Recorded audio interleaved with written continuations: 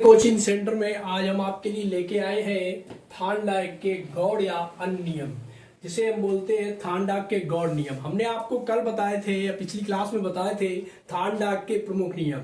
वो प्रमुख नियम आपके तीन थे। पहला था तत्परता का नियम।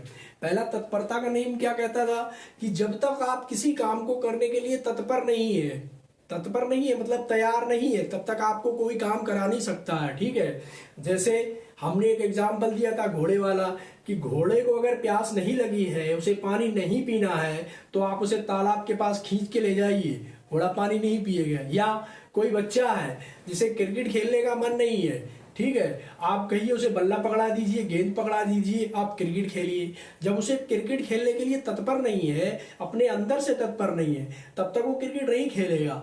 उसी तरह थार्नडाइक ने क्या बताया था बिल्ली के लिए। बिल्ली क्या थी? बिल्ली भूखी थी, यानी भूखी बिल्ली क्या था? वो तत्परता थी उसके लिए। वो क्या, भूखी बिल्ली का मांस के प्रति जाना और लिवर का खोलना, इधर उधर पिंजड़े में उछल कूद करना और अचानक लिवर खुल जाना, उसके बाद मांस के टुकड़े को उठाना, यानी कि उसके लिए पहला क्या था? भूख, जो उसे प्रेरित करती थी, उसकी प्रेरणा थी एक भूख। उसे भूख लगी है तो उसे प्रेरणा जो उसे दे रही थी भूख कि उसे खाना खाना है। खाना यानी पुनर्वलन है, उसे देखकर, यानी उद्दीपक है, उसे देखकर उसके मन में क्या हुआ कि मैं खाना खाना है। ठीक है, तो तत्परता का नियम ये बताता है। दूसरा बताया था हमने आपको अभ्यास का नियम। थार्नडाइक के मुख्य नियम में दूसरा नियम आता है अभ्यास का नियम। तो अभ्यास का नियम कहता है कि जब तक आप किसी चीज में अभ्यास नहीं करोगे, आप उस चीज में परफेक्ट नहीं हो सकते।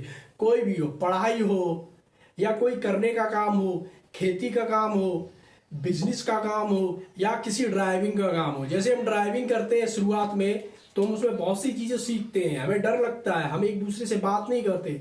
शुरुआत में आपको फोर व्हीलर पकड़ाने को दे दी जाएगा, आप क्या करोगे? गियर की तरफ देखोगे, क्लच की तरफ देखोगे, ब्रेक की तरफ देखोगे, स्टीयरिंग देखोगे। ठीक है, लेकिन जब आपको अभ्यास हो जाएगा तो आप बात करते भी जाएंगे, गियर भी चेंज करते जाएंगे और आप स्टीयरिंग पे भी ध्यान रखेंगे कि सामने कौन आ रहा है। ठीक है, तीसरा अभ्यास का नियम हो गया। चौथा हमने अब आपको बताया था परिणाम का नियम, यानी कि जैसा आपको परिणाम मिलेगा। परिणाम के नियम में क्या होता है कि अगर आपका परिणाम सुखद है तो आपको खुशी होगी, आपका रिजल्ट पास में आया है आपको खुशी होगी, आपका रिजल्ट निगेटिव है आप दुखी होंगे। ठीक है, इन नियमों के बाद थार्नडाइक ने 5 नियम और बताए, जिन्हें हम थार्नडाइक के गॉड नियम या अन्य नियम के नाम से जानते हैं। उनमें पहला आता है बहु प्रतिक्रिया का नियम, यानी कि लॉ ऑफ मल्टीपल रिस्पॉन्स। मतलब कि ये है जब तक आपके अंदर कोई नया कार्य करने के लिए प्रेरणा नहीं मिलेगी तो आप नया कार्य कैसे करोगे। ठीक है, तो ये नियम हमें बताता है मल्टीपल रिस्पॉन्स, यानी कि आप कोई नया कार्य कर रहे हो, उसके आपको बहुत सारे रिस्पॉन्स मिल रहे हैं। ठीक है, जैसे आपने नया काम किया, आपने मान लीजिए पियानो बजाना सीखा। ठीक, पियानो बजाने सीखने के लिए आपको क्या करना पड़ेगा? सबसे पहले क्या है, आपको पियानो के बारे में जानकारी होगी। ठीक, वो आपको हासिल करनी होगी, कैसे बजता है, उसके सिस्टम क्या है, उसके नियम क्या है, इस तरह से आप पियानो बजा सकते हो। ठीक है, तो ये हो गया हमारा बहु प्रतिक्रिया का नियम। ठीक है, दूसरे नियम पे हम आते हैं। उसमें थार्नडाइक क्या कहते हैं, जिसे कहते हैं मानसिक विन्यास का नियम, जिसे हम बोलते हैं मानसिक विन्यास का नियम। ठीक है, तो दूसरी नियम की तरफ देखते हैं। दूसरा नियम हमारा कहता है मानसिक विन्यास का नियम, मतलब कि जैसी हमारी अभिवृत्ति होगी, यानी जैसी हमारी प्रवृत्ति होती है हम वैसा ही सोचते हैं, ऐसा कहा जाता है। ठीक है, कि जैसे मानसिक विन्यास का नियम, मानसिक शब्द जुड़ा है यानी मेंटल कॉन्फ़िगरेशन, मतलब जिस तरह से आप अपनी प्रतिक्रिया देंगे, बहुक्रिया करेंगे, जैसा सोचेंगे वैसा ही होगा। ये कहा जैसे मन के हारे हार है, मन के जीते जीत। अगर आप मन से ही हार गए, अगर आप अपने काम करने से पहले ही आपने सोच लिया कि ये काम नहीं होगा, तो आप हार जाओगे। ठीक है, अगर आपने माइंड सेट कर लिया कि मुझे ये काम करना है और ये काम होके रहेगा, तो थार्नडाइक कहते हैं वो काम आप कर लोगे, जिसे मानसिक विन्यास का नियम बोलते हैं। क्या बोलते हैं? मानसिक विन्यास का नियम। ठीक है, उसे हम इस नियम से, हम कोई भी बालक है, बालक के ऊपर ये पूरी बाल विकास चलती है। तो बालक में जैसी भी वृत्त, मान लीजिए किसी बालक में क्या करना है, मान लो उसे 1 घंटा का एक कक्षा चल रही है, ठीक है, कोई क्लास है। अब वो क्लास हमने 30 मिनट की है। कोई बालक अगर 20 मिनट में ही बोर हो जाता है, ठीक, तो यानी उसने अपनी मानसिक स्तर को बना रखा है कि वो 20 मिनट में ही क्लास पढ़ पाएगा, ठीक है। अगर उसे पता है कि वो 20 मिनट में ही थक जाता है तो 20 मिनट में ही थक जाएगा। अगर उसने थोड़ा सा इंटरेस्ट लिया और अपनी क्लास में सोच के चलो आज मैं पूरी 30 मिनट की क्लास लूंगा, तो वो 30 मिनट की क्लास ले लेगा, ठीक है। इसी से थार्नडाइक ने कहा है कि मन के हारे हार है और मन के जीते जीत। थार्नडाइक का जो दूसरा नियम है वो नियम क्या कहता है, वो नियम है आत्मीकरण का नियम। क्या है? आत्मीकरण का नियम। हम बता रहे हैं आपको तीसरा आत्मीकरण का नियम, लॉ ऑफ स्मल्टिएशन, ठीक है। इसमें क्या होता है आत्मीकरण में कि मान लीजिए आत्मीकरण का मतलब होता है अपने ज्ञान को, मतलब जो आपका पहले ज्ञान था आपके अंदर जितना भी ज्ञान था, यानी ज्ञात से अज्ञात की ओर, मतलब ज्ञात से क्या होता है, ज्ञात से अज्ञात की ओर, अज्ञात की ओर।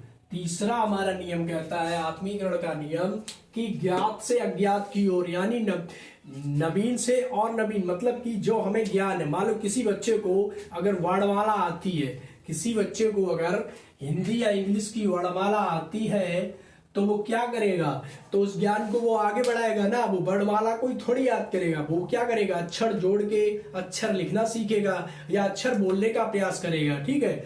तो ये हो गया हमारा आत्मीकरण का नियम, ठीक है। दूसरा नियम हमारा बताता है आंशिक क्रिया का नियम। आंशिक क्रिया का नियम आप समझते हो, आंशिक का मतलब होता है छोटे छोटे पार्ट में, यानी लिखा भी है पार्टली एक्टिविटीज। किसी भी कार्य को करने के लिए अगर आप छोटे छोटे टुकड़ों में कोई कार्य करेंगे तो वो आसानी से हो जाएगा। मान लो आपको कोई बुक पढ़नी है और बुक के पेज 200 पेज है, ठीक है। अगर आपको 200 पेज की बुक पढ़नी है और 200 पेज की बुक को अगर आप एक दिन में ही पढ़ना चाहते हो तो आपको ये बहुत असंभव तो नहीं कह सकते, मुश्किल कह सकते हैं, ठीक है। 200 पेज की बुक एक साथ पढ़ना मुश्किल होगा और उसको फिर याद करना, अपने याद करने का मतलब रटना नहीं है, उसे समझना उसके अंदर क्या है, ठीक है।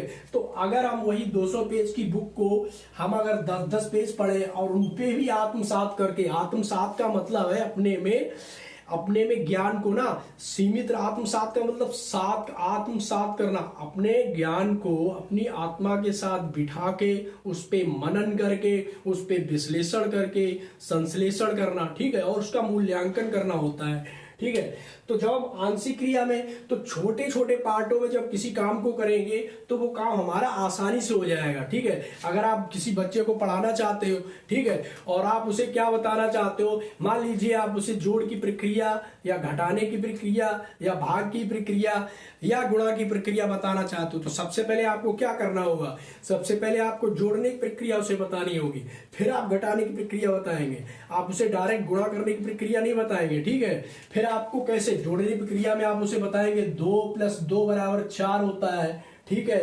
तब फिर उसे आप बताएंगे कि 2 में अगर 2 का गुणा कर दे तो भी 4 हो जाएगा, ठीक है। तो इस तरह से आंशिक क्रिया का नियम ये कहता है कि किसी काम को करने के लिए आप छोटे छोटे कार्यों में डिवाइड करेंगे तो वो आप काम आसानी से कर सकते हैं, ठीक है। और उसके बाद हमारा लास्ट नियम आता है साहचर्य परिवर्तन का नियम, ठीक है, लॉ ऑफ एसोसिएटिव चेंज, जो आपने न्यूमर सिस्टम में पढ़ा है कि एसोसिएटिव से क्या होता है। मान लीजिए a + b + c इस तरह लिखा है और हम इसको अगर इस तरह से लिख देंगे a + b + c तो अंतर कुछ नहीं आएगा, जोड़ में उतना ही आएगा, लेकिन क्या है यहाँ पे हमारा साहचर्य चेंज हो गया, यानी कि अक्षरों के साइड्स या अक्षरों का अपने स्थान से पलट जाना है, ये बदल गया, ठीक है। तो आप साहचर्य परिवर्तन के नियम से ये होता है कि पहले जो हमने क्रिया कर चुके हैं, जो पहले क्रिया हम कर चुके हैं उस क्रिया को दोबारा अपने तरीके से कैसे करते हैं वो चीज भी बताता है, ठीक है। मान लो हम जोड़ सकते हैं 2 + 3 = 5 होता है, ठीक है। तो किसी बालक ने अगर 3 + 2 जोड़ दिया तो वो भी 5 ही होगा, ठीक है, क्योंकि वो साहचर्य नियम के पालन करना है। इस तरह से थार्नडाइक के नियम में आपके ये पांचों नियम हो गए, जिनमें 3 आते हैं मुख्य नियम और 5 नियम जो आते हैं बोलते हैं गौड़ नियम। ठीक है, ये बड़े ही इंपॉर्टेंट है थार्नडाइक। हर किसी एग्जाम में आप जो भी हमारे शिक्षक भर्ती एग्जाम होते हैं, टेट का होता है यूपी में, यूपी टेट, सी टेट और एस टेट जिसे हम सुपर टेट बोलते हैं, इसमें थार्नडाइक आपको 100% मिलेंगे। ठीक है, और ये 2 से 3 नंबर के लिए जाते हैं। ये जरूरी नहीं कि थार्नडाइक सिर्फ यहीं पे, थार्नडाइक बहुत जगह आपको मिलेंगे। हम थार्नडाइक के बाद अब आपके लिए हम छोटे स्तर पे भी, अब कल जो अगली क्लास लेंगे उसमें हम आपको जीन पियाजे लेके आएंगे। कौन लेके आएंगे? जीन पियाजे। आप अगर साइकोलॉजी को पढ़ना चाहते हो तो कम से कम 5-6 ऐसे सिद्धांत है, जैसे थार्नडाइक है, जीन पियाजे हैं, वाटसन है, ठीक है, पावलाव है। इनको अगर आप तैयार कर लोगे तो लगभग साइकोलॉजी आपकी कवर हो जाती है। ठीक है, तो अगली क्लास में आपके लेके आ रहे हैं जीन पियाजे। तो आप मेरी क्लास को लाइक और सब्सक्राइब करते रहिए।